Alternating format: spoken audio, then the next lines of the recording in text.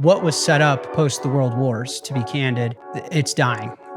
It can't sustain itself. And there's no doubt that we are moving into a new monetary era. We've consistently bailed out. Now we're at the holy mother mecca of the Treasuries market. And now we're seeing a sovereign debt crisis. And that's what I think we're living through now. You're just taking naked debt that you're trapped with forever. And people nowadays die with that debt. That's debt slavery. That's bad debt. You're stuck in a fiat virtuous loop. If you have a scarce, desirable asset, don't get rid of it. Like with Bitcoin, we finally have liquid land, and you can store on a hardware device that no one else can print or make more of. Don't sell it. What Bitcoin Did is brought to you by our lead sponsor and massive legend, Iron, the largest NASDAQ-listed Bitcoin miner using 100% renewable energy. Iron are not just powering the Bitcoin network, they also provide cutting-edge computing resources for AI, all backed by renewable energy. So whether you're interested in mining Bitcoin or harnessing AI compute power, Iron is setting the standard. Visit iron.com to learn more, which is IREN.com. Thanks for having me in the closet, man. Of course, man. Thanks for coming. This is so cool. Everyone thinks it's a fake Zoom background, and it's not. I think it's one of the strongest memes I've got, to be honest. So, what is the story behind the closet?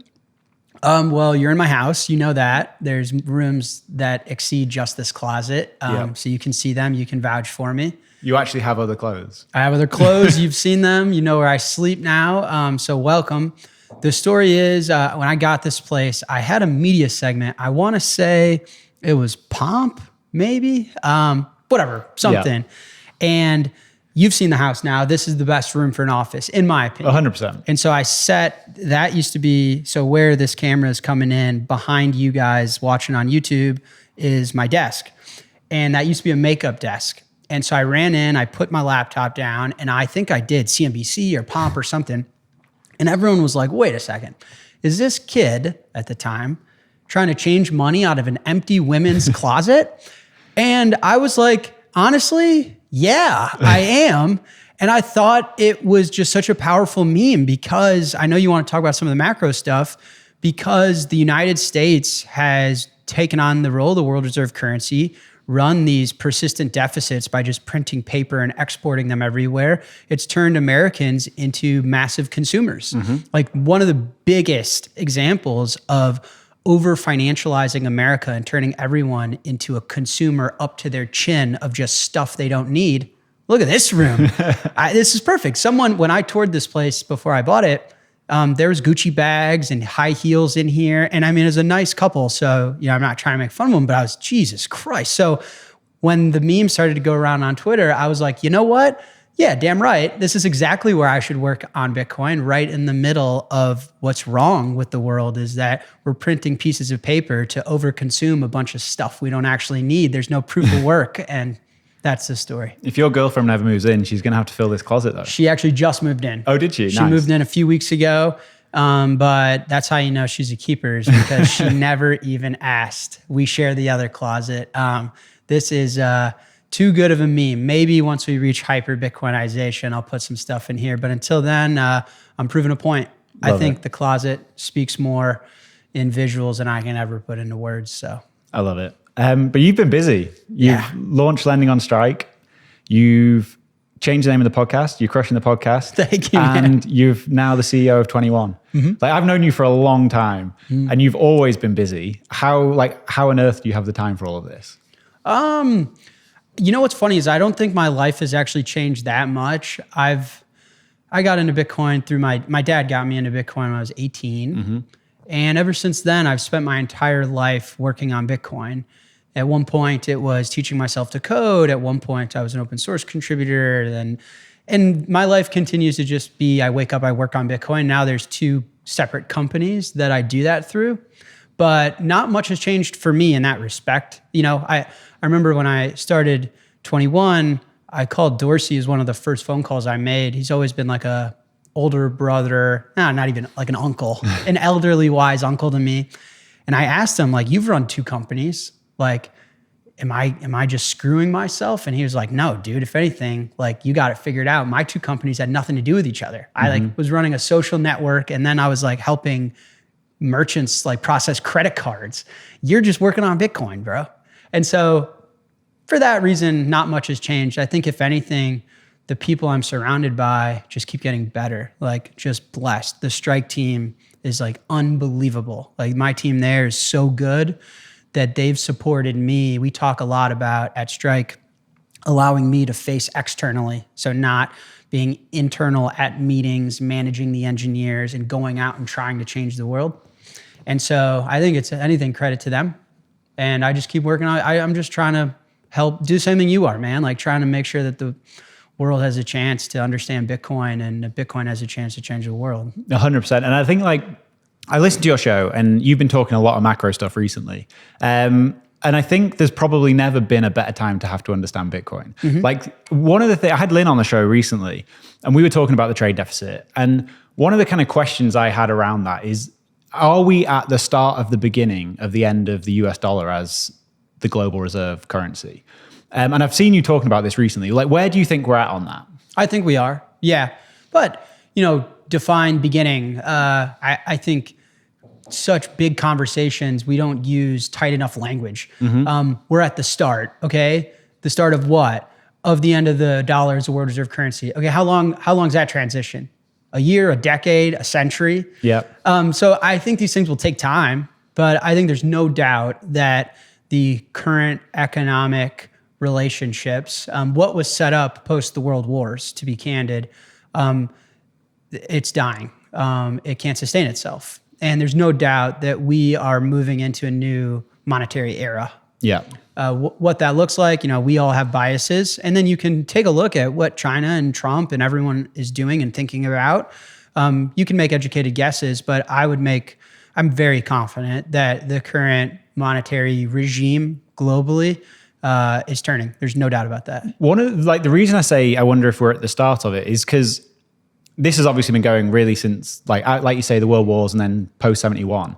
But it feels like with everything that's Trump's doing in terms of tariffs and stuff, perhaps it's hard to know what his incentives are exactly, but perhaps they're now accepting the fact that the US being the world reserve currency issuer might not actually be good for America.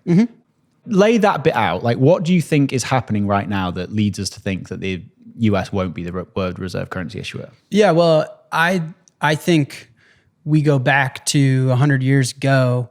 The reason to understand why we don't want to be, you have to understand why we took the role in the first place, in my opinion.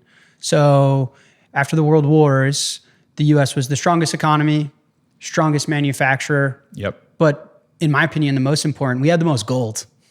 We had taken gold deposits from Europe, like France. We had taken gold deposits from everybody. And we wanted to somehow export our strength. So imagine Japan, Russia, China, Germany, everyone's in ruins, utter disaster.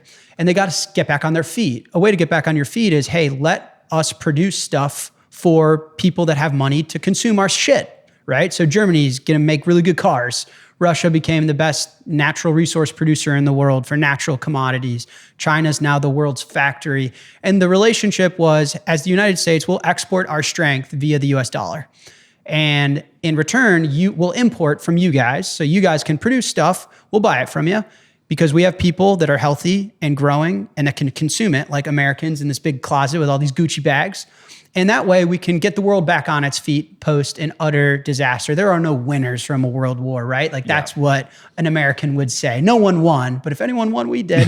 And we're going to take on the world reserve currency status. Now, naturally, there's the Triffin dilemma, right? There is, if you are the world reserve currency issuer, naturally you have to operate in a deficit. It's the way it works because what you're exporting naturally is the dollar itself. Yeah. So you are sending out these paper notes and you are importing real stuff.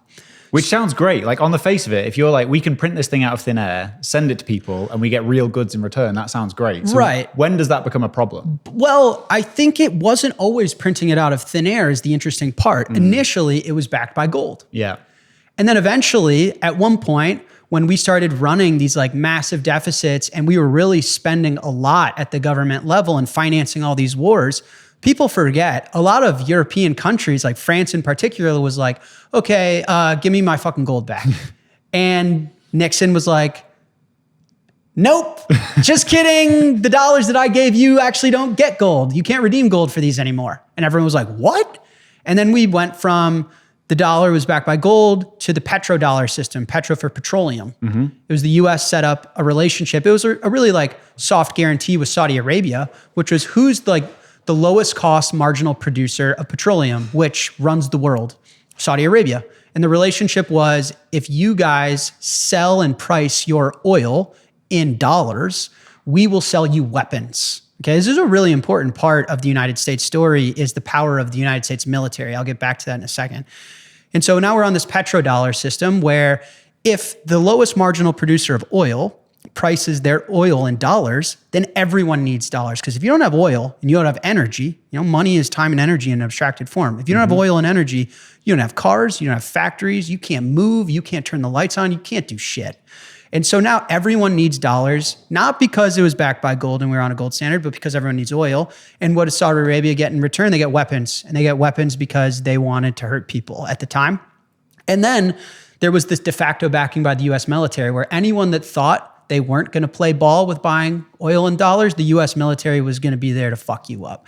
And that's just the threat of violence that fiat has always had. 100%. And we did a show about that years and years ago now with Gladstein and Nick Carter about like potentially the original war in Afghanistan was because Osama bin Laden started trying to price his oil in euros. Yeah, I mean, who knows? Yeah, who knows? But it's an interesting idea. Yes, as an American citing history, we went from gold to the petrodollar. And then I think what's important to understand is as these deficits compound, so again, you take on the world reserve currency status, you have to run a deficit. You have to run a deficit because you have to give the world, think of like Bitcoin, for example, is distributed through mining. How are dollars distributed? Dollars are distributed by the United States. So in order for people to get the dollars, you need to give it to them. And so we would give them dollars because they need it for oil and to trade. And we would get stuff. That compounds over time. And those deficits grow and grow and grow. Now, obviously in trade, where there's a deficit, there's a surplus. So someone's taking the other side of our deficits. Our biggest counterpart is China. And so then to understand the global trade imbalances is China is now running today a surplus of over $1 trillion annually. So Wild. In business terms, they're making over $1 trillion of cash flow a year trading with the world. And initially with the petrodollar, the relationship was pretty good for the US because we'll give you guys a bunch of dollars.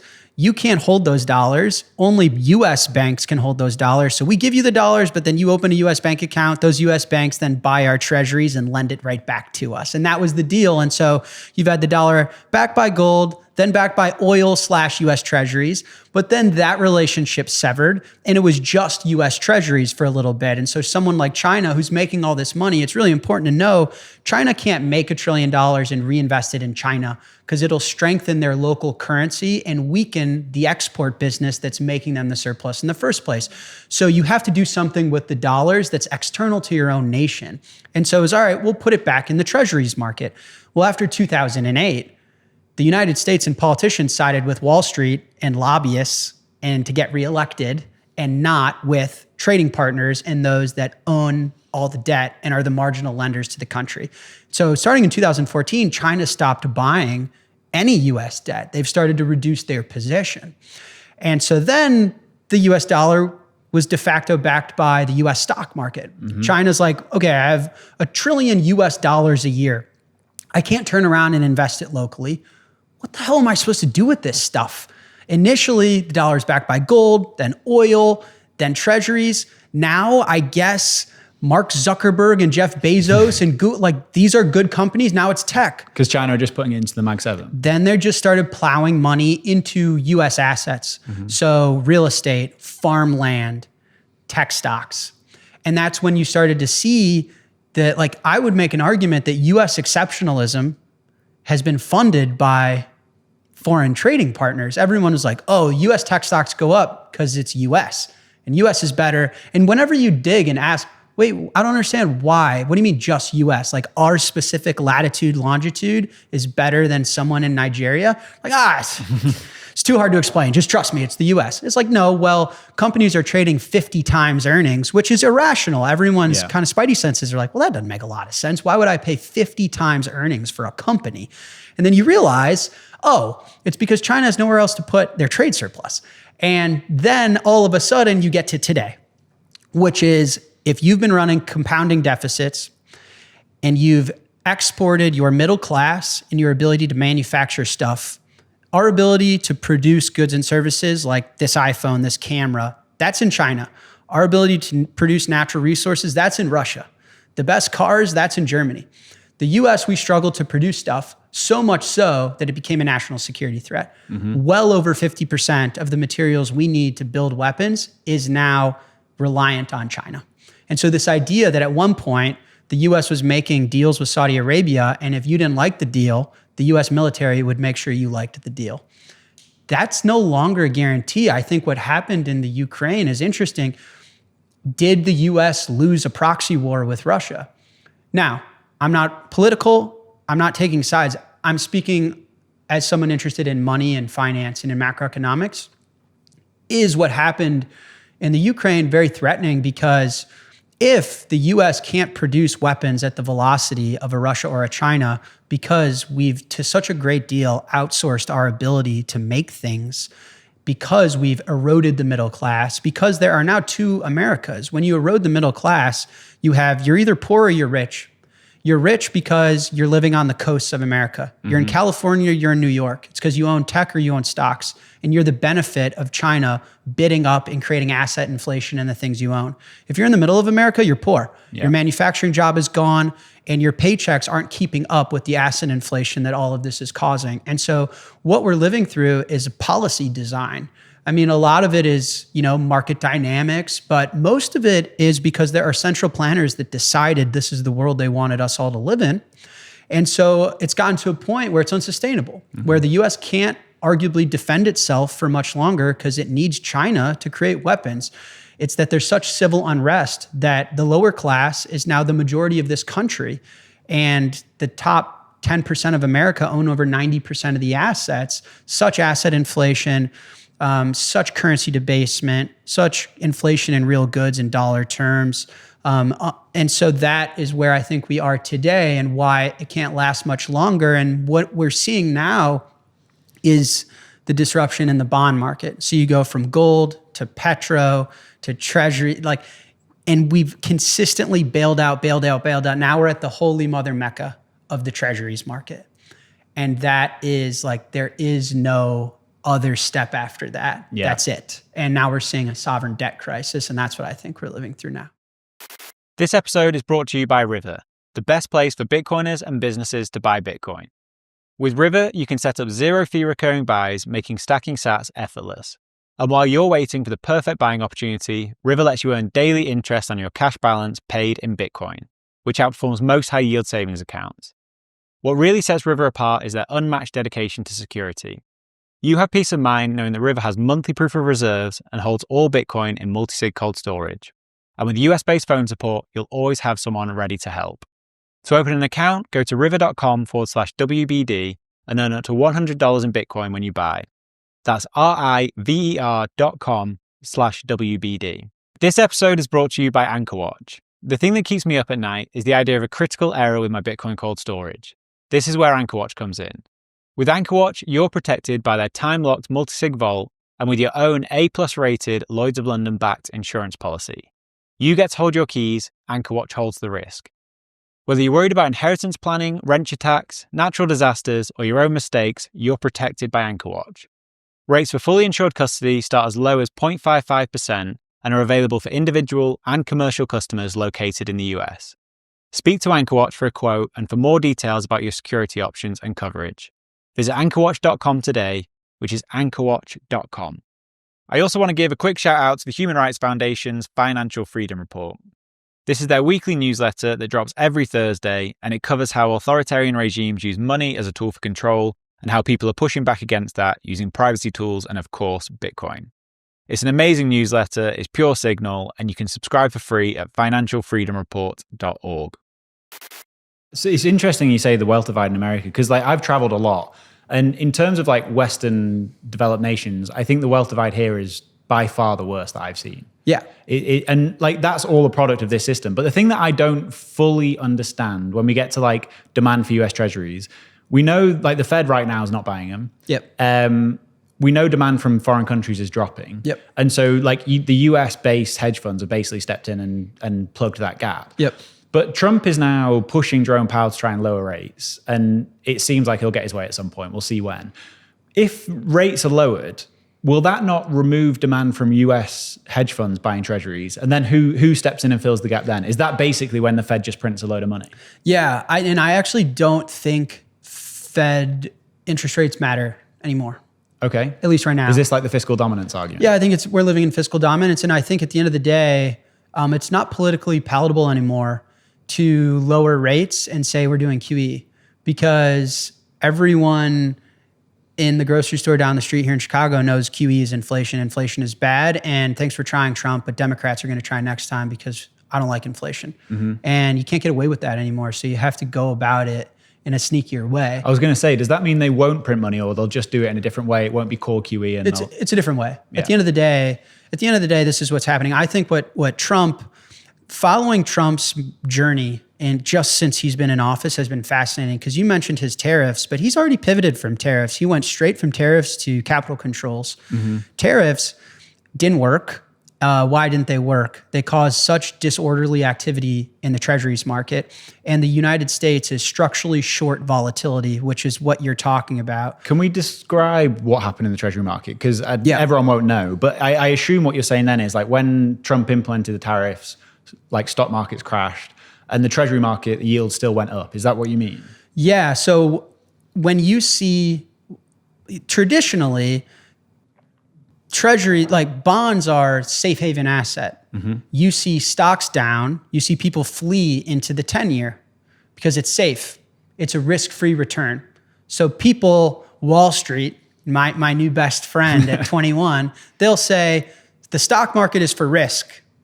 Bonds are for safety. Yeah. So if it's risk off and we're all fleeing stocks, we're going into where returns are risk-free. Yeah, and this is where people would have the classic like 60-40 portfolio. Correct. That probably no longer exists. But what we saw on Liberation Day, where all of us in America felt quite liberated, you saw dollar down, stocks down, bonds down. The way bond math works is when the bonds go down, the yields go up. Yeah. Because they're saying this thing's not worth enough. I need to get paid more to own this piece of crap. So dollar down, stocks down, bonds down, gold up. What does that mean, Danny? That means foreign capital is leaving America. That does not mean risk is moving from risk on to risk off. That means China got the message that Trump said, take your money and go home. And they're like, okay, then if I can't own Mag 7, I can't own farmland, I can't own real estate, you don't allow me to own any of this stuff. Oh, and by the way, your treasuries are losing on real terms. Sure, I'm getting paid 4.5% to own the 10-year, but the dollar's inflating more than 4.5%. So I'm losing purchasing power. Then I got no choice than to own something else. And what should I own? Well, the one thing Trump did not tariff was gold. And I think it's very interesting that during all of this reorchestrating of capital flows, Trump made a very specific point to start a Bitcoin strategic reserve. And now you've seen the Abu Dhabi Sovereign Wealth Fund come out with a Bitcoin position. I think, so if I'm China, I'm saying, okay, well, sell stocks, sell bonds, I'll buy gold, I'll buy Bitcoin. And to me, the United States is saying that in more or less words, because Trump, the tariffs didn't work, and Trump pivoted to capital controls. Now the Trump tax bill all of a sudden is the main character. How is the Trump tax bill trying to compensate and achieve what tariffs were? Well, he's just being more aggressive and forward in what he wants. The tax bill is, I'm going to impose capital controls where there's a 30% withholding tax on foreign investors to own things like stocks, land, real estate. So basically, get your money out. If you want to own a penthouse in Manhattan, if you want to own 10% of Google, if you want to own like the dope stuff in America, because it's fun. Like here, China, we're going to print a bunch of money. We're going to give it to you. You're going to have a surplus and you go shopping with the dollars. But it's not that funny when they own Google, Facebook, Apple, the best houses, all the farmland. Then it's not that funny, is it? They were supposed to buy our treasuries and lend us money at negative real rates. But when they realize that the joke's on them and they start buying all the stuff that we actually like, then it's not that funny. And so then Trump says, well, I'm going to put a tax on you guys, get your money out. Okay, well, you're not allowed to be the world reserve currency. Give me a surplus in these little piece of paper that you print and not let me buy anything with it. What do you want me to buy? Okay, no stocks, no land, no real estate, no 10-year. Oh, you didn't tariff gold. Oh, you started a Bitcoin strategic reserve. Oh, are we moving towards a neutral reserve asset world where one day Trump's going to be like, oh, I'm repricing gold on America's balance sheet. And by the way, we're going to buy 1 million of them. And, one day your dollar is going to be redeemable for sats or something. I don't know, right?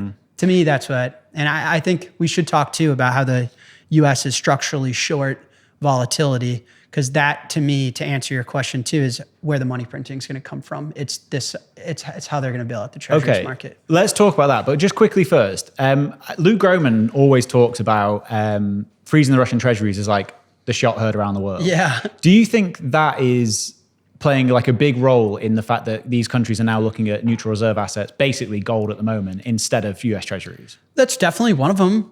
On that day, property rights in America became property if we feel like you have the right. Yeah. Which is not property rights. Yes. So the land of like the most sophisticated judicial system that like protects, human freedoms went from property rights to like, if I decide you have property rights. And so, I don't want to store my time, energy, effort, and labor with someone that might not like me in a few years. That doesn't sound like a good deal. I want to talk about property rights, but let's do that a bit later, because I want to talk to how it relates to Bitcoin and the idea of like capture by Wall Street. But we'll come back to that. So first, why don't we get into why the US can't handle volatility? Well, you had asked the point of like, where's the money printing going to come from? Because at the end of the day, there's a hole, right? And, someone has to lose, I think is the point.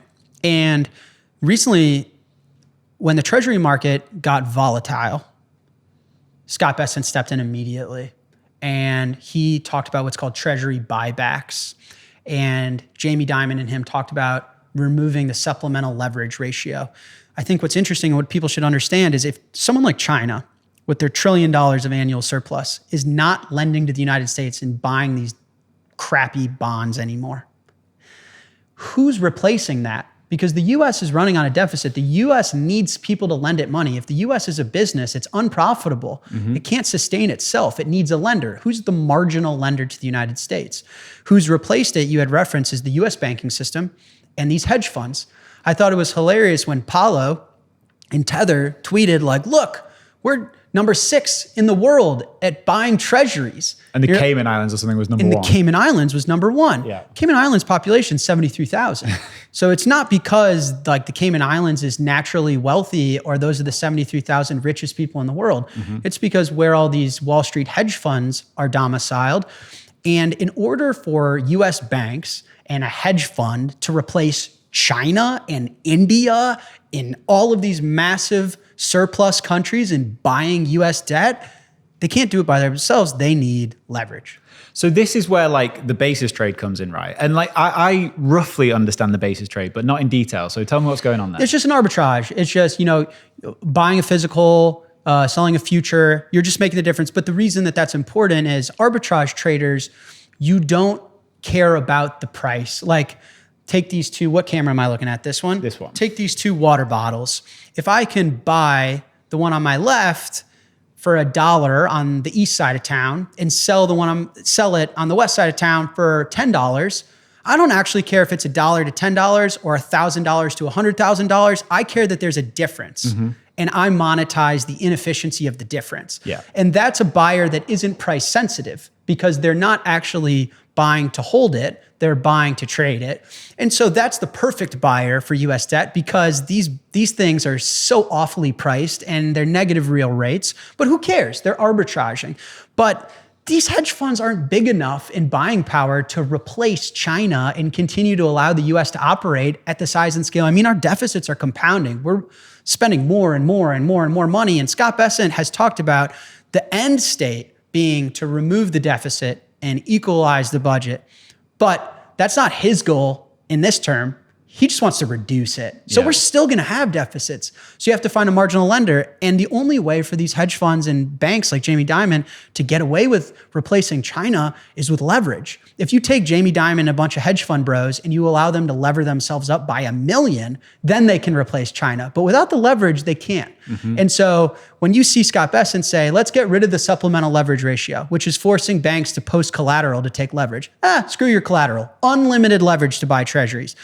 Treasury buybacks for these hedge funds, unlimited leverage. And have they done this? That's what they're doing now. Okay. So they keep, these financial authorities don't ever want to surprise the market because they're structurally short volatility. So the point is, when there's so much leverage in the financial system, leverage and volatility don't go hand in hand.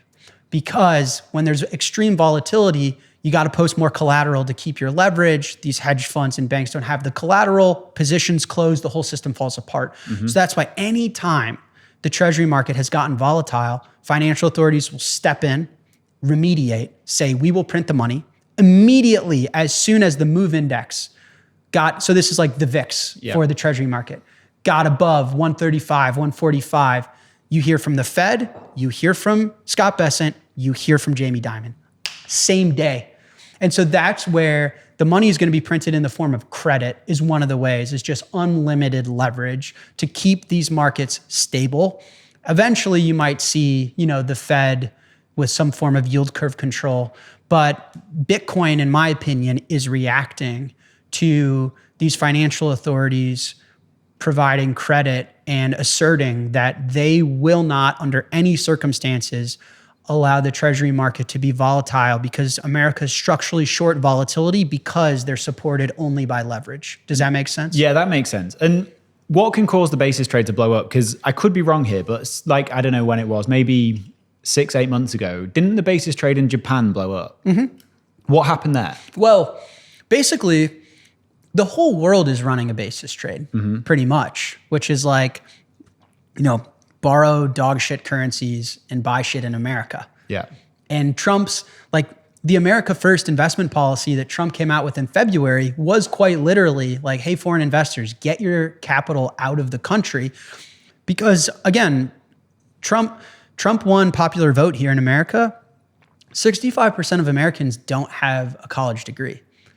The only people that can benefit from asset inflation traditionally are those that are university educated, because those are the ones that get jobs on the coast, and those are the ones that have a stock portfolio, and those are the ones that have excess cash at the end of a paycheck that can actually invest in real things. Yeah. And so Trump has been saying, Main Street, not Wall Street, Main Street, not Wall Street. I'm from middle of America. And so he's saying, get your money out of the country because I need to make assets affordable again. I need to bring back manufacturing. And so the whole basis trade, that's true for these hedge fund guys, that's true for Japan, but that's true, the whole world is running a quote unquote basis trade, which is like, I'm gonna borrow a depreciating currency that's worth nothing, and I'm gonna buy all the nice, desirable, scarce assets in America. That's been the trade. And either you're really rich in America and you've benefited from that, or you're never affording anything in America. You need debt to own your home. You need debt to own your car. You need debt to learn math at Harvard. Now you need debt. You need debt to go to the grocery store. Credit card debt's as high as it's ever been. Yeah. So you're in one of those camps, and the whole world's unwinding from that. Do you think the Trump administration have truly realized the problem here, or do you think they're just politicking? No, I think they've truly, I think this is a bipartisan effort. And I've said this, and the world should know this, I've never voted.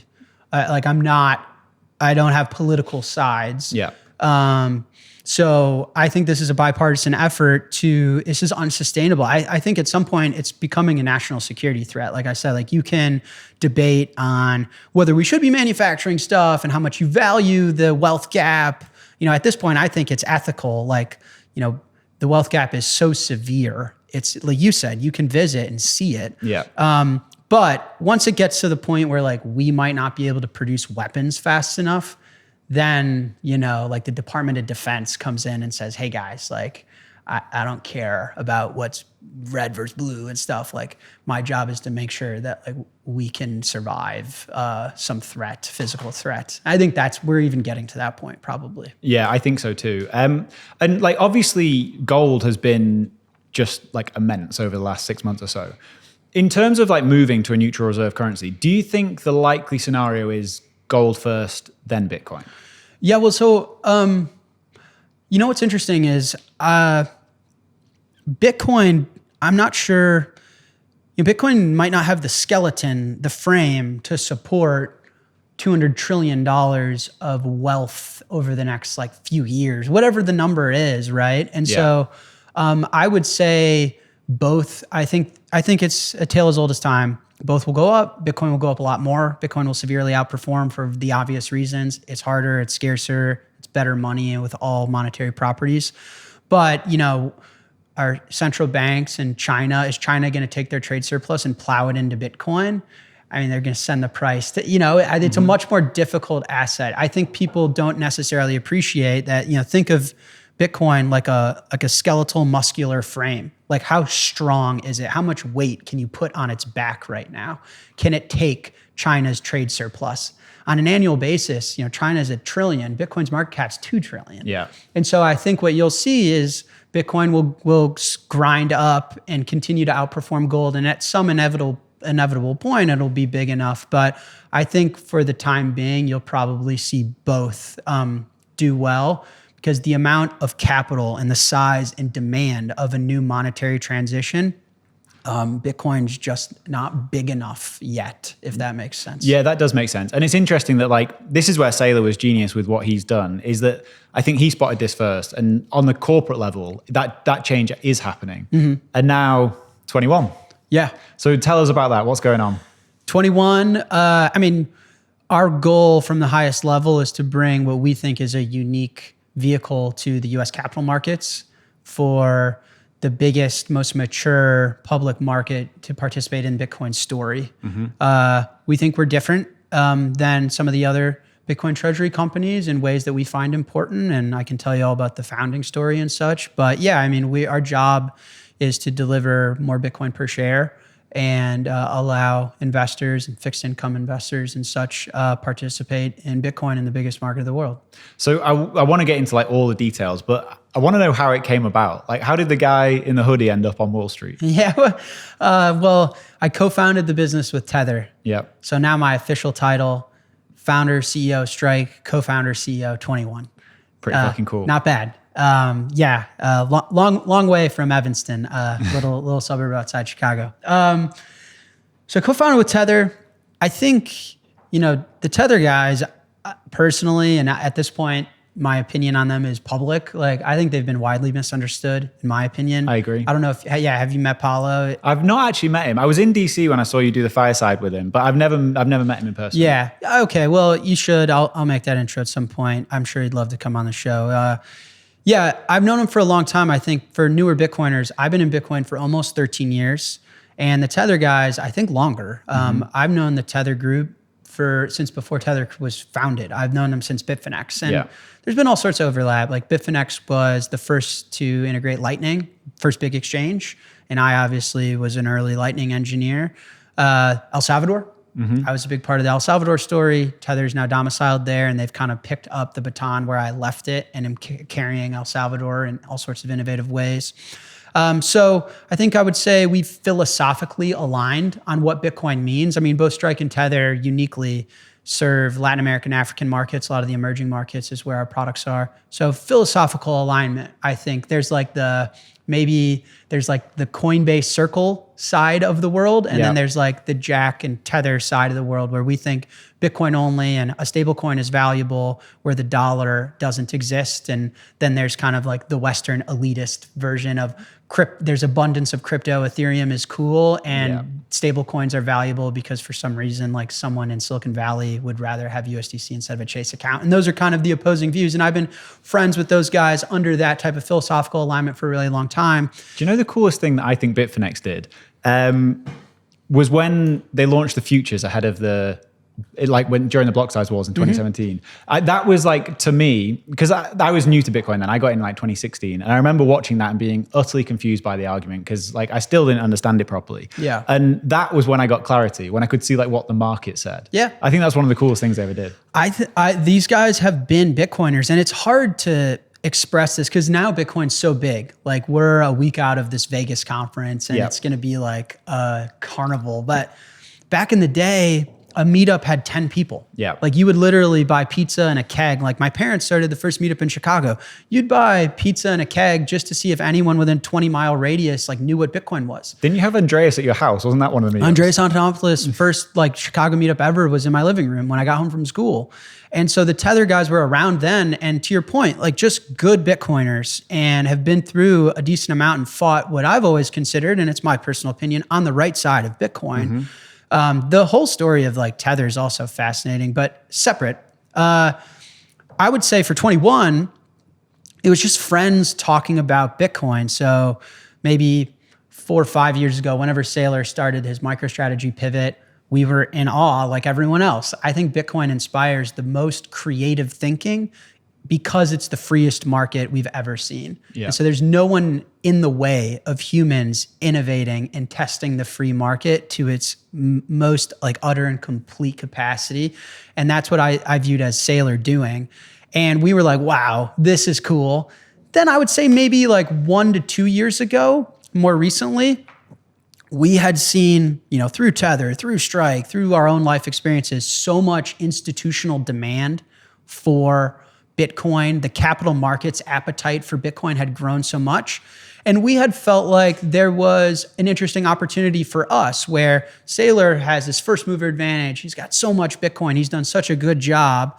But no one of his size or scale has built any technology with their Bitcoin treasury, has not used the capital markets to build tools for the market. And Paulo and I were technologists. Before we were CEOs, we were both engineers. And we were like, okay, there's no Bitcoin treasury company of that size and scale and stature that is a Bitcoin business, that isn't pivoting, that doesn't have like some legacy business they're still running, that is like founded by Bitcoiners. It's going to build Bitcoin software and has a vision of, you know, like how this technology can influence the world. And then conversely, maybe there are other treasury companies that are interested in that aspect of being a Bitcoin treasury business, but they were maybe a bit smaller and they, you know, their market caps weren't big enough to take on institutional grade capital. And that's where we were waiting, to be honest, we were kind of hypothetically speculating on, oh, surely someone's going to come in that's blue chip credible with startup upside. That's the way I like to say it, like credible enough for institutions, but have the upside of technology and tools and growing cash flows that have correlated to the space. Or like big enough to win, small enough to grow. That's my other Bloomberg line, right? And we were waiting and realized like, maybe the market's waiting for us. Like Strike had gotten to a point where, you know, the business is super mature. We publish some of our numbers. It's doing really well. Yeah, you're crushing and it. Tether as well. And like, I'll never forget when they called me and were like, let's like, would you do this? Like, should we just co-found this thing and be the change we wanted to see? And at first, I'm like, dude, bro, my girlfriend's about to move in. Like Strike's finally at a place where I'm like, feeling myself a little, and like we're gonna launch like one of the biggest Bitcoin treasuries in the world and like bring Bitcoin to Wall Street in like a pure Bitcoin way, no pivots, none of that. Like I'm showing up to the Cantor offices in a hoodie, like that's what we want to do. And then in a few days, we're like, yeah, fuck yeah, we do. And did you actually show up to the Cantor offices in a hoodie? Yeah, so that's the story. And we decided, I think within like 24 hours, I came up with the name 21. You know, because again, we're a Bitcoin business. And I was like, you know, Googling, I've never, like a public company, man, like Strike's my first business. Like I have no idea. So I'm like, okay, how do tickers work? And the ticker XXI was available. And I wanted the name 21 spelled out, you know, in English. And it's just so, a Bitcoiner knows what 21 is, but maybe the normies are like, what's this weird company? I just thought it was awesome and sexy and cool. And so I called the Tether guys. I said, you know what you guys got to do? Memes rule the world. We got to come to market with 21,000 coins. So like 21's the name, ticker XXI. and 21,000 coins, boom. And that's what we did. SoftBank was actually our first outside investor. People don't know that. All the media, there's a lot of misreporting about 21, so I'm glad you're in the closet. But SoftBank was not like a founding partner. We actually got a call from the SoftBank team. They came to New York, hilarious orange pilling session where it's me on one side of this like Cantor boardroom and like 12 SoftBank guys on the other. None of them Bitcoiners. 4 hours, orange pilling. No, none of them. And so eventually they were like, okay, we get it. Like in theory, $1 into 21 takes us the furthest in Bitcoin exposure because you're growing Bitcoin per share. You're an operating company that's out there like doing work to acquire sats. It's not an ETF. And they wanted $1 billion worth of exposure. And it was so validating for us. So we're like, we did it. This is blue chip credibility, startup upside. And like, we haven't even launched and like, it's working. And we went back to SoftBank and we're like, yo, we don't take dollar denominated investments though. This is a Bitcoin company. And that's where their 10,500 comes from. Is at the time, that was like $1 billion. Now at all time highs, that's way over $1 billion. So did they have to go out and buy the Bitcoin to invest? Yeah. Sick. Did you strike? No, it's really important that I don't conflate Strike and 21. They're separate businesses. And my job at 21 is to do what's best for our shareholders. And so there is no like implicit guarantee that, you know, I'm biasing any business or anything like that. So no, we executed at the best price we possibly could for them. But they had to go out in the market and acquire the coins, which was awesome. And so I think it ended up being a little less than 1 billion because the market was chopping around, but whatever. Yeah. They were 10,500, 20, and then we went out and we raised money and that worked immediately too. And so the story of getting to 42,000 and there's a chance we actually come to market upon approval of the transaction with over that was started with 21,000. Then SoftBank came, I hit Wall Street with a fundraise. That was fun in a hoodie. And that's kind of where we are right now. It's been fun. So what I'm interested in really is this like MicroStrategy play, which you're obviously going to kind of follow. There's only finite amount of demand for these like convertible notes or however you end up raising equity. And you're now, however you end up raising money, sorry. And you're now in direct competition with Strategy. Like there's no two ways about this. I don't think this is like a symbiotic relationship in the same way that like two Bitcoin businesses might be. Like this is competition. So how do you plan to beat Strategy in that? I think, first of all, Michael's a friend. I've talked to him since. I think there was a slide in one investor deck or something that was filed publicly that was taken entirely out of context. And, you know, Bitcoiners, how dare you talk about Michael that way? And Michael and I will text back and forth and be like, I can't believe these people are spending their time fighting about our relationship. Our relationship's fine. Grown men that run big businesses know that that's taken out of context, and you've got these Twitter accounts and these communities on Twitter getting all wound up. So to be clear, Michael's been unbelievably positive for Bitcoin. 100%. He's a good guy. Yeah. And I got so much respect for him, and he's the innovator here. With that being said, yeah, I mean, at the end of the day, an investor has to decide who they want to invest in. And I think for us, you know, with the two metrics that we came up with, we had a public filing to announce the transaction and propose it to the SEC. Part of that was our two KPIs. We have BPS and BRR. BPS is a play on EPS. So instead of earnings per share, it's Bitcoin per share. And that's just how fast can we grow how much Bitcoin we have on our balance sheet per fully diluted share. And then BRR is how fast can we grow the BPS? You know, how fast are we growing in Bitcoin terms? And we think we're going to be really accretive in that sense because, again, if we're starting with 42,000, we have SoftBank, we have Tether, we have access to Wall Street, we have great banking partners like Cantor Fitzgerald. We're very confident in the amount of capital we already have access to and that we'll be able to raise. And $1 billion, for example, in a hypothetical sense, going into what's already 42,000 Bitcoin, you're growing your BPS and BRR a lot. Yeah. So if you want Bitcoin denominated exposure and growth, not dollar denominated, we don't think in fiat. The point of these metrics is to tell the market, judge me in sats, Do not judge me in fiat. It's manipulated. I don't care. I'm not here to beat the old system. I'm here to build a new system. And if what you want is the fastest growing, most accretive exposure to sats, I think we are big enough to win, small enough to, big enough to win, small enough to grow, right? I think with our starting base of 42,000, the amount of capital we're going to be able to raise, it's going to be hard to beat us in that sense. Does that make sense? That does make sense. And on the sort of terms of the debt, are you going to be able to get as favorable terms as someone who's already been doing this for a long time, like Strategy? Well, we'll see.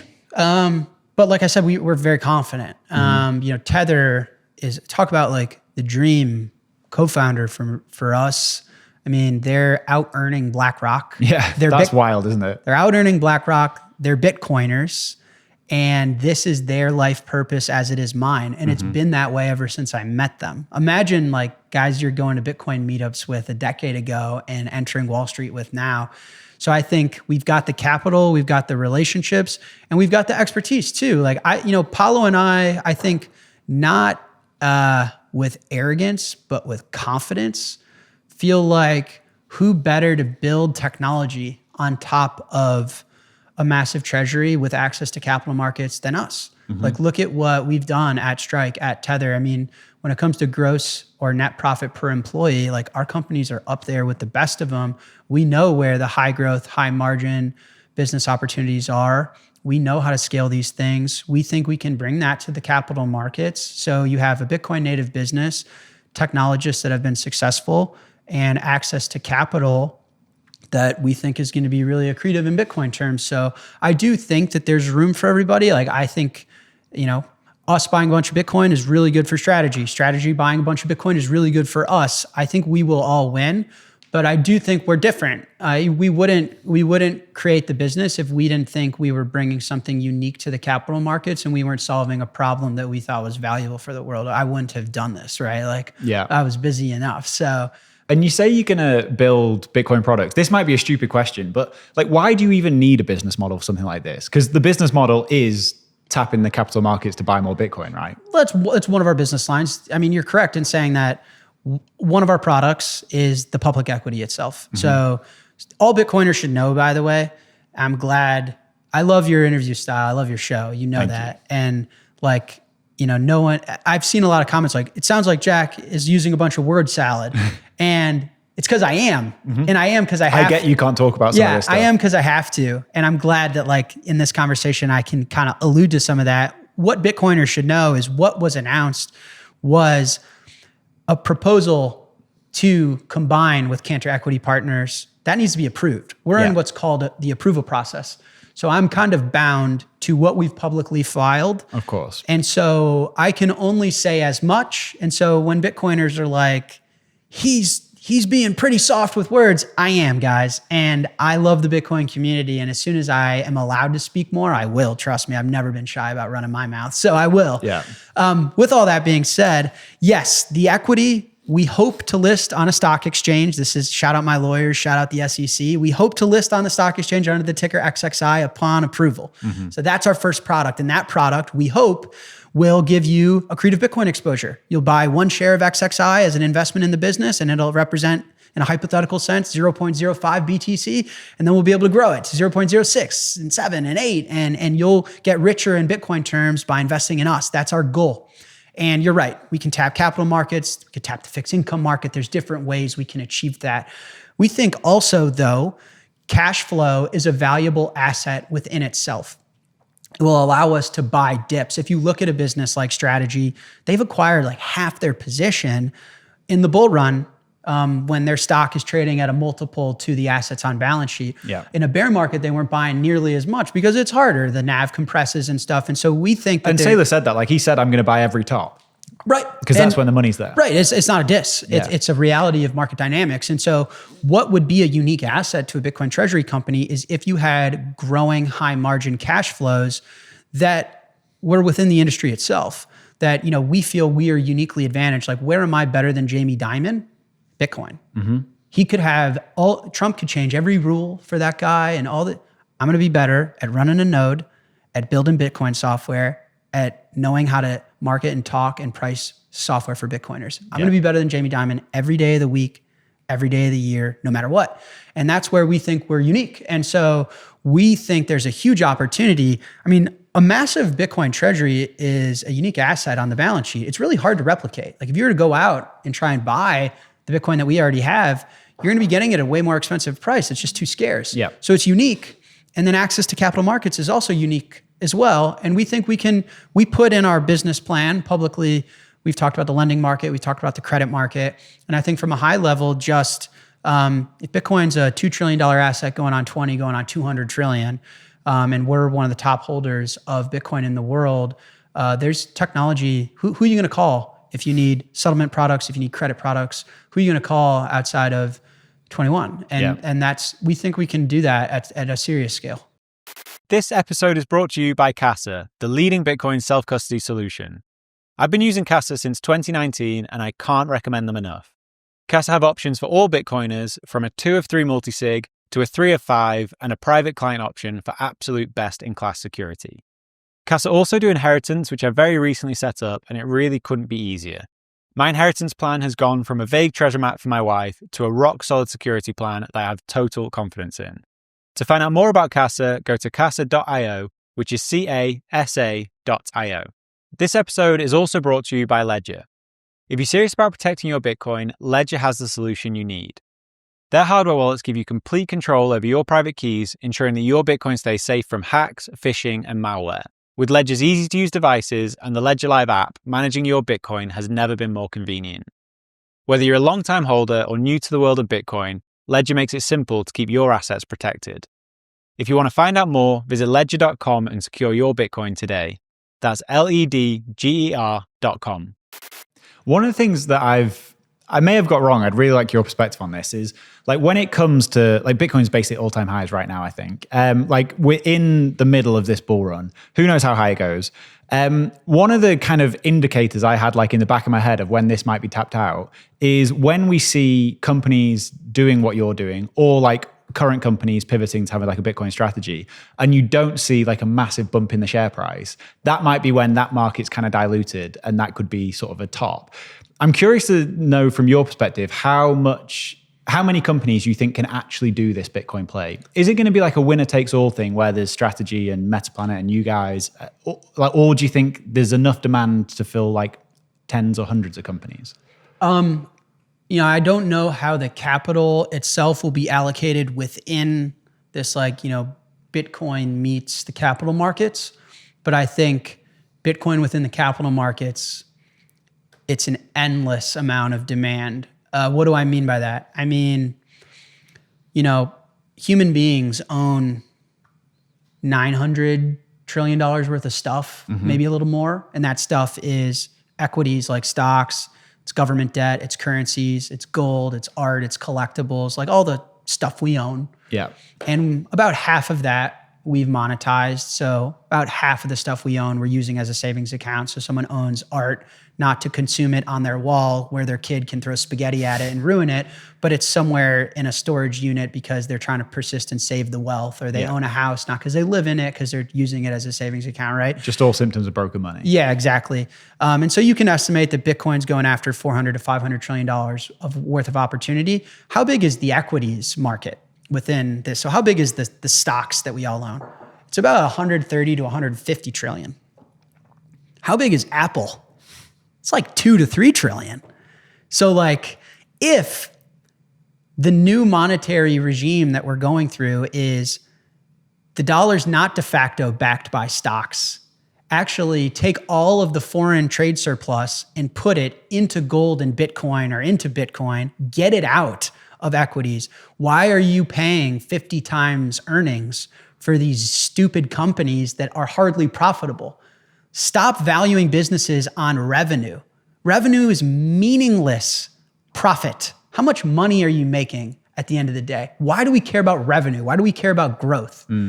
Why don't we care about profit? If the world's going back to that, then 130 and 150 trillion dollars needs a home that is posting real value, that has a real balance sheet.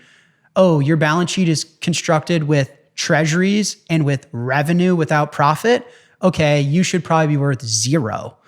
My balance sheet is constructed of sats, and I'm positive in Bitcoin per share, how much am I worth?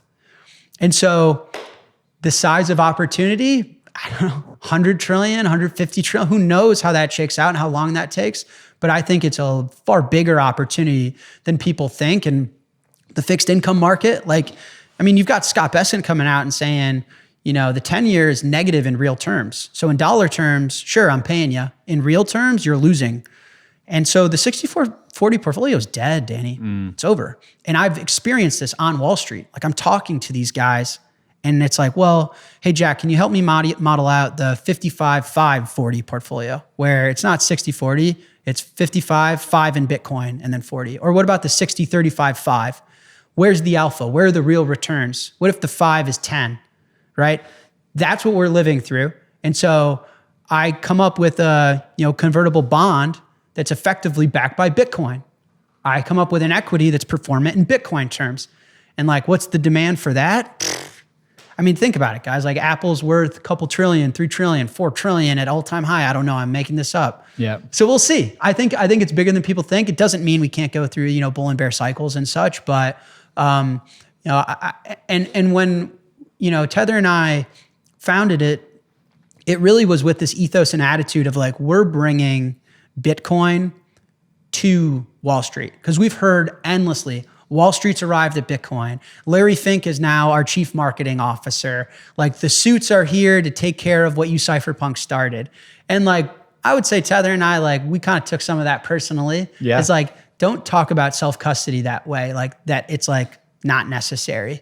Don't talk about open source developers like that, like as if they aren't critical and provided us all the opportunity to own the sats that we have. And like making sure that Bitcoin has a represented voice on Wall Street as well. So that's kind of a lot of the culture, is taking Bitcoin, bringing it to Wall Street, and doing it in what we think is a unique and interesting way, and hopefully absorbing a lot of the value transfer that we're living through. Yeah, I think one of the really interesting things you said there is, like you said, we will go through bull and bear cycles. And if I was looking at 21, I think one of your unique strengths will be the ability to like ride out a bear market. Because like you say, you're like Bitcoiners, you know this stuff comes. And when you compare that to like a Semler, for example, who are like, it's not a Bitcoin business. It's a business that is moving to Bitcoin. I think it'll be interesting to see what happens next bear market, how many people really do have strong hands, and if they can actually survive it. Yeah, we'll see. And like you said, I've lived through I barely missed the first halving. So I would say, if I'm being honest with myself, I got into Bitcoin where I actually started to understand it in early 2013. So I missed the 2012 halving. Been here since.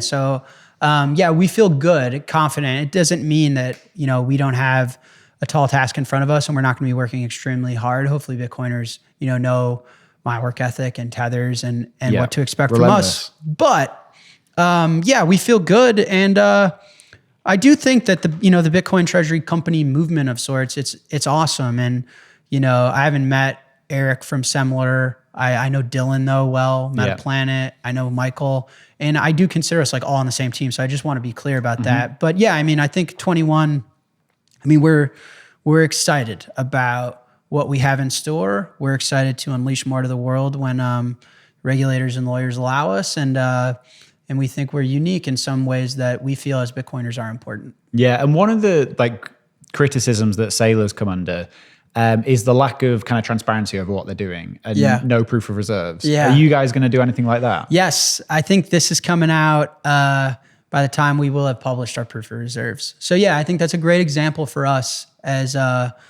just, we're Bitcoiners. We've been holding large amounts of Bitcoin for a long time. And we believe in doing things the right way and showing that level of transparency. And I know Sailor does too. But at Bitcoin Vegas, that'll be an announcement we make, hopefully on behalf of 21, is showing the world our sats.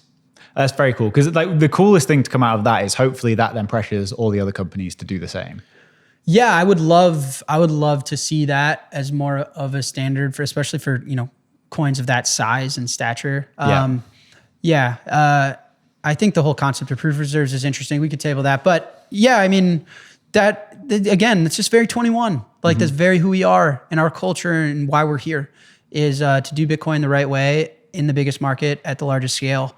and build products and services and push Bitcoin and the world in what we believe is the right direction. That's like, it's really what we want to bring to the capital markets. And the first order of business was like, okay, let's stand it up. Okay, let's file our shit. Okay, let's acquire the Bitcoin. Cool. We're going to tweet the address. Like that was like number one, like, like, let's do it the right way. Let's go. We're here to represent Bitcoin to Wall Street the Bitcoin way. Love it. Before you take your 21 hat off and put your strike hat on, is there anything we've not covered that you can talk about? I know you're a little bit strong with what you can actually say. I mean, no, I think just knowing like how many Bitcoiners watch your show, I think the stories of Wall Street are fun. Like raising money on Wall Street was an awesome experience. And I think it's going to be a lot of fun bringing Bitcoin to these guys and orange pilling. But no, I think you guys, you get it, right? You understand what we're trying to do and why it's exciting. And I think it's going to be a fun ride, and we can deliver some Bitcoin per share growth. So. Love it. You know, when you were speaking to the SoftBank people, how many, do you think you actually orange pilled them, or did they just see this as like a good investment for themselves? Probably both. Definitely orange pilled though. Yeah. There's no doubt about that. They're some of the most storied tech investors ever are those guys, right? And so they came into New York. We were in the Cantor offices.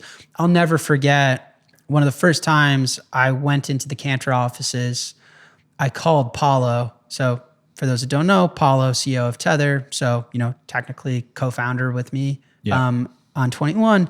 And I called him and I was like, what do you think, man? Like, this is Wall Street and this is public markets and stuff. Like, all I packed are my Birkenstocks and my hoodies. Like, I've just been the CEO of Strike and a Bitcoiner forever. Like, should I go get a suit? Like, I wanted to run this by you. And he was like, fuck that. We're showing up like how we always have been, don't you think? And I was like, yeah, fuck them. No, what am I thinking? And so I walked in there, Birkenstocks, hoodie. I think I cracked open like a Coke Zero or something. And I was like, so this is how Bitcoin works, boys. And this is why it's going to the moon. And it was like a 4-hour meeting, and orange pilled from there. I mean, SoftBank was really quick to move. I'm sure that it also is a good investment to them. And they're not like fully, I'm sure they didn't go home and order a cold card. Yeah. But no, I would say they get it. They get it. Really what resonated with Wall Street when pitching 21 is, and SoftBank obviously included, is this concept that Bitcoin equals fiat liquidity plus technology. That's kind of like the mental model that resonates. And what I mean by that is Bitcoin equals technology, in that if you're a believer that technology is going to continue to provide efficiency, dematerialize things, push the world in the right direction, create opportunity, then like Bitcoin's a part of that trend. It's using the latest cryptographic tools, distributed network technology. It pioneered the innovation of the Byzantine generals problem, solving that, right? And so it is technology in that sense, plus fiat liquidity, plus the concept that there's going to be more fiat units sloshing around tomorrow than there is today. And if you want to monetize that trend, which is like tech plus currency debasement, then like Bitcoin is your thesis. Like, that's it. And someone like SoftBank is like, oh, that's like what the job is. Our job is like find the best cutting edge tech and like perform in real terms, which is like short the dollar, basically. Like, oh. Yeah. And so that, I think, like, is what I would say from the highest level, what resonated the most is like, oh, it doesn't matter how much demand there is. You can't make any more. So it's the best expression of currency debasement. It's the best way to monetize this regime change monetarily. And it's a technology play. Like, people are going to use the tech to build businesses, to build lending markets, to do real stuff and provide real value, because technology like pushes our species forward. The story of humanity is engineering a better world, and Bitcoin's like the latest iteration of that. And so I think that was like this big like, oh, okay, it's not like I don't have to take the 2, carry it over here and reverse engineer an elliptic curve. It's like technology plus currency debasement equals the best performing thing, because that's what we're living through right now. Yeah. It's funny when you I love that you went in a hoodie. I've seen you in a suit once. Yeah. In DC, and you were wearing tuxedo pants. I looked pretty dumb. But I think tuxedo pants is the most subtle fuck you to the suits I've ever seen. I didn't mean to do that. So for those that Danny's referencing, we were in DC. Yeah. I thought I packed a suit. I didn't know there was a such thing as tuxedo pants versus suit pants. I don't have suit pants. So I looked like an idiot. And we went to like a private roundtable with Senator Lummis, and I'm like, Vivek Ramaswamy got up and was like, I really like this Jack guy, and everyone's like pointing at me, and I was asked to give a speech to like Senator Bill Haggerty. And I'm wearing fucking tux pants, and I was looking like an idiot, and I had no idea. Afterwards, someone pulled me aside and was like, man, you got some balls. I'm like, oh, dude, I didn't do that on purpose. I've only gone to my buddies' weddings. I don't own a suit. So I just looked dumb. So that wasn't on purpose, but. Well, I liked it. I own one suit as well, but mine is the suit I wore at my wedding. So it's the same one I wear everywhere. Yeah. So you were talking about lending then, in terms of like financial services you want to see built on Bitcoin, and you've gone and you've done it with Strike. Yeah. So tell everyone what's happening there.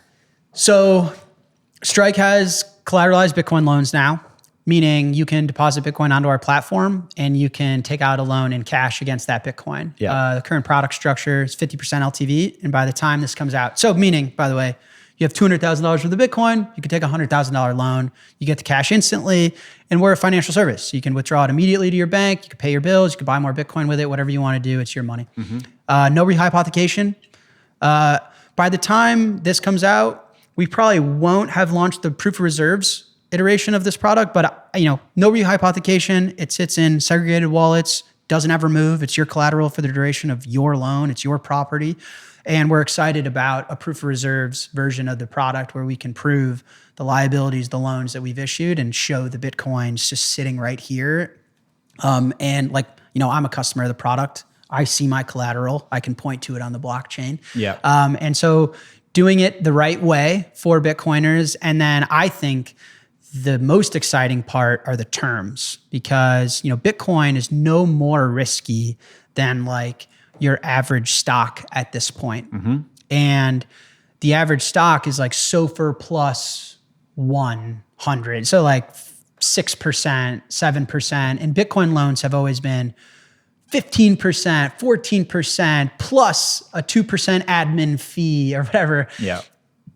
And through the relationships I've been building over the course of the last year or so, orange pilled 1 or 2 or 3 people, and we've unlocked a lot of capital at Strike for Bitcoiners, and where we're able to offer single digit APR. That's amazing. No rehypothecation, extremely or no minimums on loan size, and no maximums. So I can probably fill $1 billion loan. That's insane. If you want. And so we think it's the dream product for the hodler. And we should talk about who should use this, and there's absolutely risk. But, I think one of the ironic realities that we as Bitcoiners don't talk about enough is, the point of saving money isn't to die with it.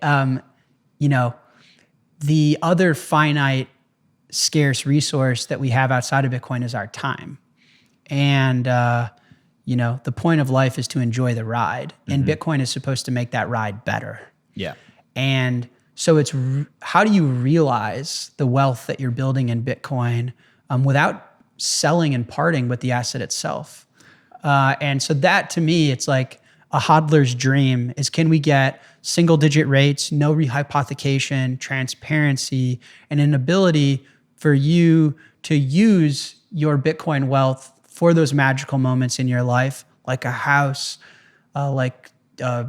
education, a wedding, whatever that is for you, to enjoy the ride that is life without parting with the Bitcoin. And this is things that like rich people have been doing forever. So it's amazing to have these products in a more sophisticated way come to Bitcoin.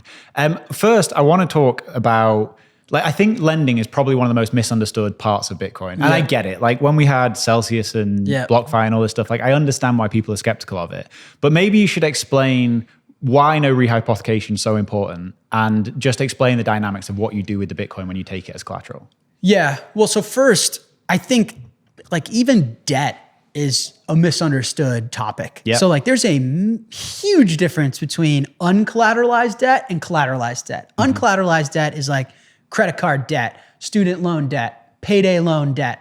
That to me is debt slavery, bad debt. Explain that. Why is that? Because you're trapped. You're in the vicious fiat cycle of like you get paid in dollars, they print more of those dollars, so they debase those dollars. So everything you want in your life becomes more unattainable. It gets further and further away from you because your dollars are getting you less.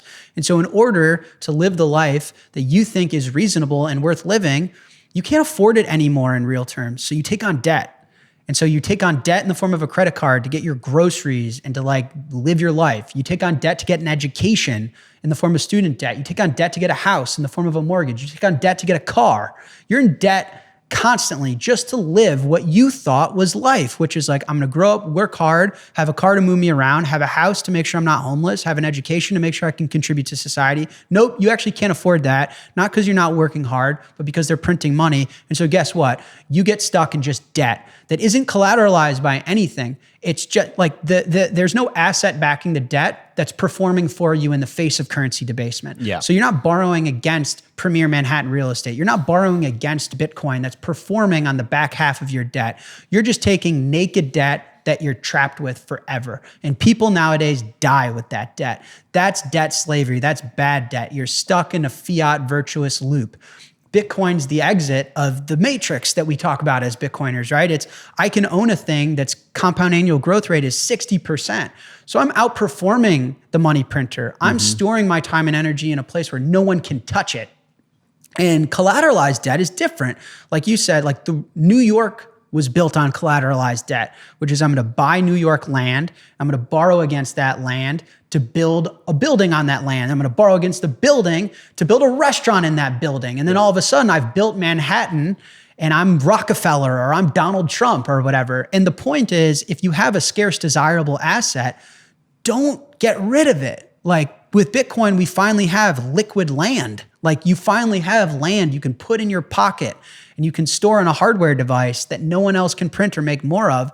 And so if you can afford to, and it's the right time and place, don't sell it. It's the hodler's dream is realize your Bitcoin wealth without parting with the sats. And so it's not like credit card debt or whatever. And so the point is, if I'm going to offer this product to Bitcoiners, it's going to be over collateralized, right? Because Bitcoin's volatile. Yeah. So you put up $200,000 worth of Bitcoin for now, and you know these terms may change, but for now, I'll let you take half of it in cash, take out, do what you want with it. And because it's over collateralized, there's no risk to me or you. So I'm not running like a really risky fractional business. I have the money sitting right here. My balance sheet is perfectly fine. Bitcoin's the most pristine collateral in that sense. It's 24/7. I can't sell the fourth bedroom of this house if I needed to meet a margin call of a customer. That's not how real estate works. But I can sell a fourth of someone's Bitcoin if I had to. So I've been able to talk to banks in the United States, massive pools of capital, because giving a loan against Bitcoin, it's a dream. No credit checks, instant. Danny, strikes in over 100 countries. I'm going to be able to give a loan to like 1 billion people theoretically. That's insane. How else would I give a loan to someone in Ghana? Yeah. On a phone?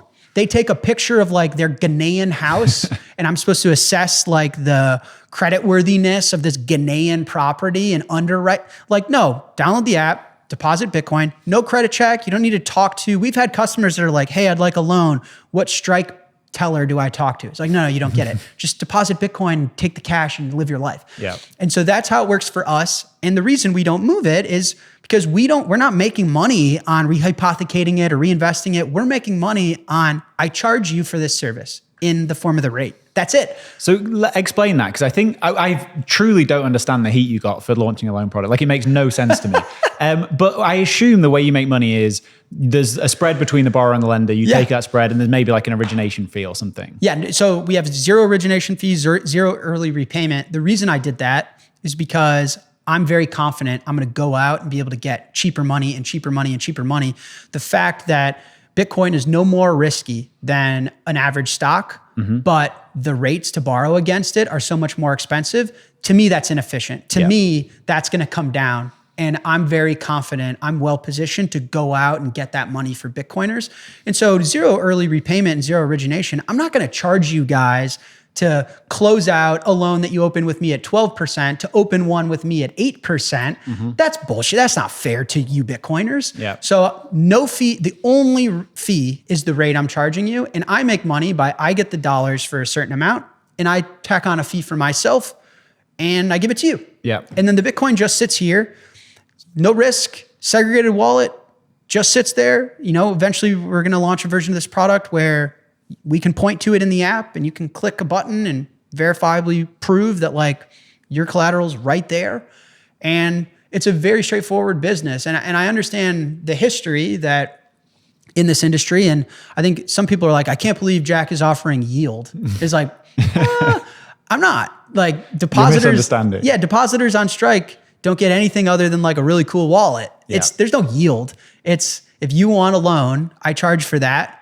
And I think, you know, at Strike, we've taken on this personality of trying to be the most customer focused company ever, because really I've made some mistakes in my history of being a Bitcoin entrepreneur. Like I got the timing of some of the Lightning stuff wrong. I mean, it's nothing I'm ashamed of. It's just, you know, you live and you learn. And we've taken on this personality of take the ego out of thinking that it's your job to know what's right for everybody. You know who knows what Bitcoiners want? Bitcoiners. And so how about you just shut up and listen? And what Bitcoiners want is a transparent, trusted, honest, fairly priced, and simple way to get a loan against their sats. And so they were coming to us with like, hey, it seems like you guys are well positioned to do this. And that's what we did. It's no rehypothecation, as cheap as I can offer it, no origination, no early repayment. And I think we're embarking on building a lending market on this asset, which again is a hodler's dream. It's can we find ways for you to not get rid of the scarce land that you've acquired in Bitcoin, this digital land, this digital liquid land?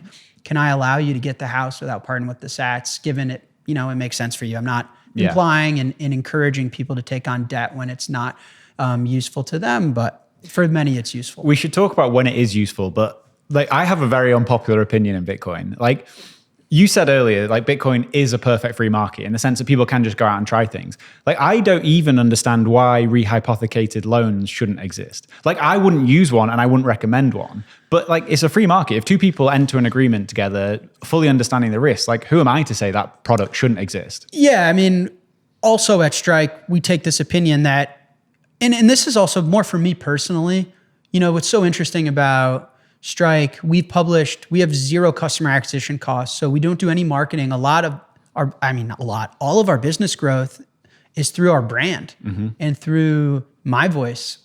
And so it becomes sometimes very personal for me running this business. And sometimes it's not like, oh, Strike screwed me over. It's Jack screwed me over, right? And sometimes I'm human and it becomes personal. And so I think I've taken on a stance where it's not my job to decide what's right for Bitcoiners. Exactly. And sometimes they may imply that or accuse me of that. But I'm very stern that like, I have to respect the free market because I think that's what's best for the world. And I'm going to offer a product that has risk.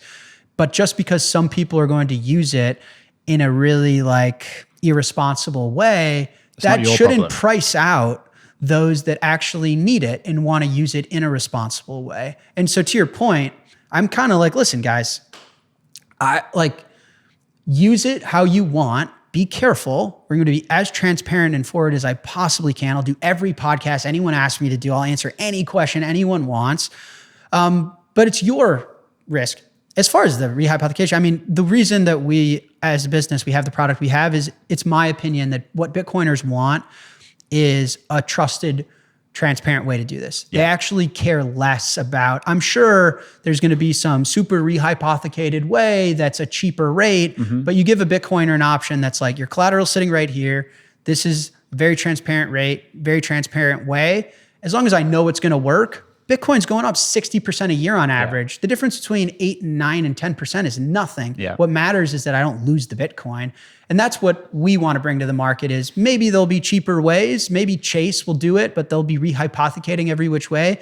With me, like we want to give the feeling and that like you're good. Yeah. Like we're going to do it the right way. No, I 100% agree. And to be very clear, I think it's stupid to enter into a loan agreement if it's being rehypothecated. But I'm just saying I'm not the person that says that shouldn't exist. And risk has a cost, right? That's why you will be a % or 2 more expensive. I don't know, man. I mean, I try and avoid the drama and stuff, but I think there's a lot of people's marketing strategies out there that are to just like talk shit about me at this point. Yeah, so, 100%. You've got some haters, but that means you're winning. No, it might or might not. Like these things don't impact my decision making. But when you're like, why is everyone hating on this product? You're never going to get the answer to that question. I don't know. Yeah. But my job is to make sure people know why we're doing it, how it works, and the value that we're providing. I mean, it's a super popular product. I mean, I think yesterday we issued like almost $10 million worth of loans. And that's amazing. Yeah, these are OG Bitcoiners that have really low cost basis that are not depositing 100% of their stack and borrowing and levering themselves. It's like 10% of your stack, taking some money out to do whatever. I have some really cool customer stories if people want real world examples, but if they need to add more collateral, they can, and they're realizing the wealth that they've built over the years without selling. And so, for those people, it makes sense. And for others, I don't know, maybe like saying that Strike is bad, use my app. Like, what can I do about that? I can't do anything about that. No, I think it's a very cool product, and I would 100% use it if it was in Australia. You're in like 1 million countries. How many countries will you be able to offer this to? We think all of the countries we're in today. So we're in over 100. The way Strike works is in the US, Europe, and the UK, we offer like the fiat currency plus Bitcoin. So dollar, euro, pound. And that is what you would expect. You can direct deposit or paychecks, move money, pay bills, buy, sell Bitcoin, DCA, Bitcoin wallet, blah, blah, blah. In Latin America and Africa, it's Tether plus Bitcoin. Yeah. So these markets, they actually don't want their fiat currency. They're like, give me Tether and Bitcoin. So we think we'll have loans in dollars, loans in euros, loans in pounds, and loans in USDT this year. And we'll just go one by one and continue to improve the product. Like I said, I think the fact that a margin loan on some like pick your US equity is 6, 7, 8%. And right now now we're bringing the Bitcoin loan market way down. We're really proud of that. We should be, for no rehypothecation, a single digit rates, gotta be market leading. I don't want to make declarative statements like that, but how do you get to single digit? Because like the obvious answer to this is it can't go below like 4.5% or whatever Treasuries give you, because no one's going to park that capital there when they could just put it in Treasuries. Yeah. So like, what is the lower bound that you think you can get to? I think it's what your average stock margin loan is. So SOFR plus 1, 2, so whatever 5, 6.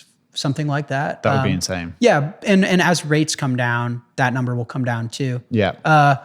But yeah, I would say, so right now, Strike is probably like SOFR plus. So Bitcoin loans, when I got involved and we started building this product, were like SOFR plus 5.5 to 10. So you're taking whatever the 4.5 is and you're adding at least 5.5, 6. So you're talking about 10, 11% at the cheapest. And you're going all the way to like 18%. And versus a margin loan on a US stock is like, 5, 6%. And I think Bitcoin's no more risky. If anything, it's better than a US stock. And so that should be compressed. And I mean, we've already had so much progress with capital allocators. It's a combination of things. I think our maturity as a business, people realize the size and scale of Strike. The Trump administration's been obviously like immensely helpful in giving banks regulatory clarity. But I mean, since our announcement, we've had banks in the United States reach out and say like, hey, we're in the business of like lending dollars. Making money. Like any chance there's room for us. And so we have like not only cheap capital, but a vast amount of capital. So it's not like, some other products will wrap your Bitcoin in some Ethereum shitcoin blockchain and you can only borrow up to 100K or something. Like if someone called me, if President Bukele, shout out to El Salvador, if he called me and was like, I want $100 million loan, I give to him in an hour. So that's incredible. Yeah. Have you made it public who those backers are? Who's giving you the dollars? Like, is it? I assume it's like Tether. Not made it public, and for the vast majority of them, they don't want to be public yet. Fair enough. But I think the ones I made NIDIG public. Shout out Ross, Stevens, Stone Ridge, NIDIG. So they've been an awesome partner to us. Ross included this lending. He called them HODL loans. So again, for the hodlers, for the Bitcoiners, we're not going to be replacing like credit card debt for every American with this product, at least yet. This is for Bitcoiners that don't want to part with the sats. And so he's been on this mission with me. That's one that I've been allowed to publicly disclose. But some of the others, we'll see. I'd love to have a press release with a U.S. bank that is orange pilled, but that's cool to me as well. Like, because Ross makes sense. He's a Bitcoiner, has a lot of money. But if you did get a US bank, someone outside of like the Bitcoin world doing this, I think that's a very clear signal that this is huge. And there's a lot of money out there that provides what they call float to, collateralize loans. And again, I'm not in the business of like assessing your credit worthiness and like owning your life if you can't make me whole on it. We get physical collateral and we give you money against the physical collateral. So given that Bitcoin continues to be liquid, regulated, and fine, you'll open up to more and more pools of capital that are in this business already for margin loans on US equities and stuff. And so for Strike, we want to be the way Bitcoiners get access to, we've always found ourselves to be the best like global distributor of Bitcoin financial services. That's really where I think we're market leading at this point, is when Bitcoiners need a financial service. So we don't add shit coins and we don't force you to speculate on a plethora of garbage. It's Bitcoin financial services, and we can build it the best way and distribute it to over 100 countries and connect you with the highest grade of services. And I think Bitcoin-backed lending is the latest iteration of that, is that I think we're going to be the best in the world at it. That's very cool. And I believe at Vegas, you're going to make an announcement about the number of states this can be in. Is that right? So the announcement will be, we'll have, I believe, not quite 90% of America, but like pretty much all of America. Little to no minimums. It depends on the state. So a minimum like 10 grand maybe is the smallest loan. And like I said, try me. Ask me for $1 billion. I bet I can fill it for you. And then single digit rates, we'll tier it. So if you want a $10,000 loan, I don't know if I'll be able to get you for single digits, but if you get $1 billion loan, I can get you as close to SOFR, I think, as anyone else. And I think another part of the announcement is, at Strike, we build products that either I want or we want as a company. And part of that is self-serving, but I think also those make for the best products. We are Bitcoiners. I am what I preach. I'm not telling people to like live on zero, own no dollars, embrace Bitcoin, hyper Bitcoinization, but then actually have like a ton of treasuries in my Chase account. So Strike, we're announcing, we've never disclosed how much Bitcoin we have as a business. I think according to the public list, we're a top 20 Bitcoin treasury in the world. Whenever this comes out, I'm not sure, but we're at about 1,500 Bitcoin. Damn. And so we don't want to part with our sats either. And so, borrowing against Bitcoin was, we couldn't really find a good way to do it that was trusted and that we felt was giving us like deep pool of capital with good pricing. And so in part, this is a product for us to continue to stack. And if we ever want to access our balance sheet in this capacity, we can now by being a customer of our own service, which is pretty cool. I'm trying to think what else I got for Bitcoiners that would be fun. But Strike, it's a great lending product, and 1,500 coins. I think what's the price right now? So we've got almost $200 million on our balance sheet. Damn. With less than 100 employees.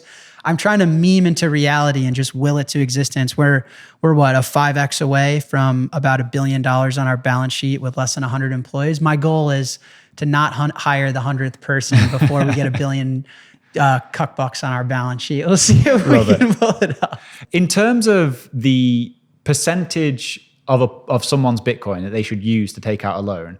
I know you can't say what everyone should do, but like generally, what do you think is like a safe amount? Not 100. So I mean, so just so everyone knows, the idea is if you deposit 100% of your stack to borrow, and then Bitcoin goes through a bear market, well, you don't have any more sats to post as collateral. And that would be an issue, is if we need more collateral from you because Bitcoin goes through an 80% drawdown and the loans are only 12-month terms. So I wish I could give you a 30-year fixed Bitcoin loan like a mortgage, but I don't have the implicit backing of the US government yet. So I can't. Yeah, yet. Let me get Trump on the phone. But I can't, so it's 12 months. And so what would be a bad scenario for some individual making their own decisions and not listening to my financial advice because you're an adult and you can decide for yourself, is if you deposited all of your Bitcoin and you don't have any more collateral to sustain a drawdown. So what's the right number for you? I don't know. Is it 10? Is it 20? Is it 70? I don't know. How big is your stack? If you have 1 million Bitcoin, you could deposit 75% because you still 25% of your stack is like a massive amount. But if you have 1 Bitcoin and you're looking for a tiny loan, is 90% of your stack still like way too levered? Probably. Yeah. But I think what you have to account for, what people don't necessarily appreciate is, let's say you deposit $200,000 for the Bitcoin, you borrow 100,000. Bitcoin goes up 1,000%, which it does in these bull runs are just so extreme. And let's say Bitcoin goes and almost hits 1 million. And so now your collateral goes from $200,000 worth to 2 million. And you want to refinance the loan, which we allow, right? Roll these loans over, persist it. You don't ever have to close out your loan with us if you don't want to. We have a version of the product called Payment at Maturity, where you don't make monthly interest payments. You just owe us at the end of the term whatever the rate was. And so you can constantly refinance it. And if you're a Bitcoiner with plenty of sats, you can just you can have a rolling line of credit with us effectively forever.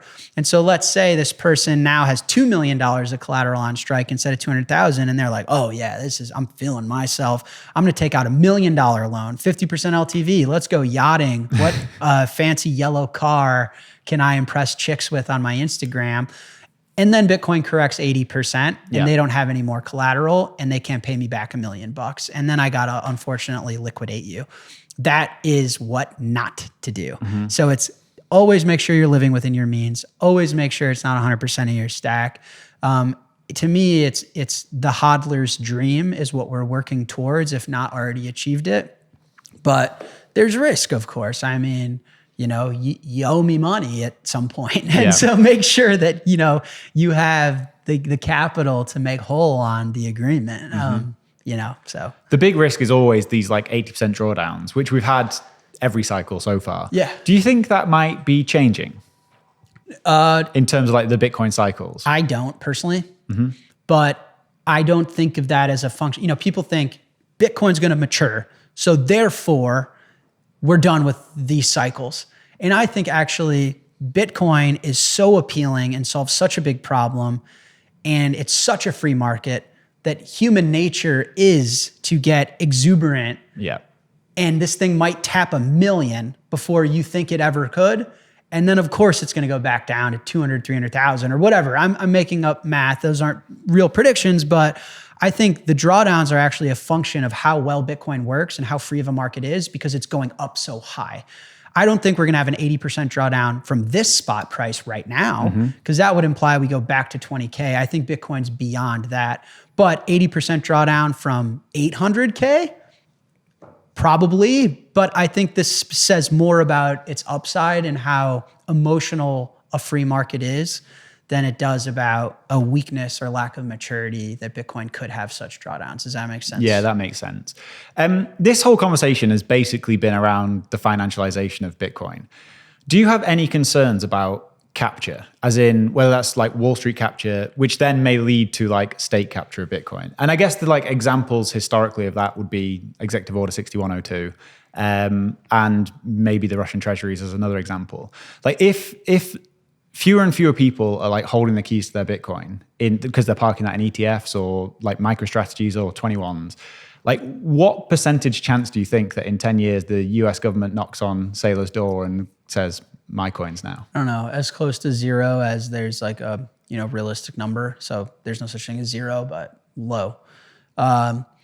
A few things, because I'm asked this question all the time now as co-founder CEO 21. It's like, are you capturing Bitcoin? Yeah. The funniest thing is I could own 1 million Bitcoin at 21. I have no greater influence on the protocol. Yeah. And so that's one of Satoshi's innovations is it's not proof of stake. The US dollar is proof of stake. Ethereum is proof of stake.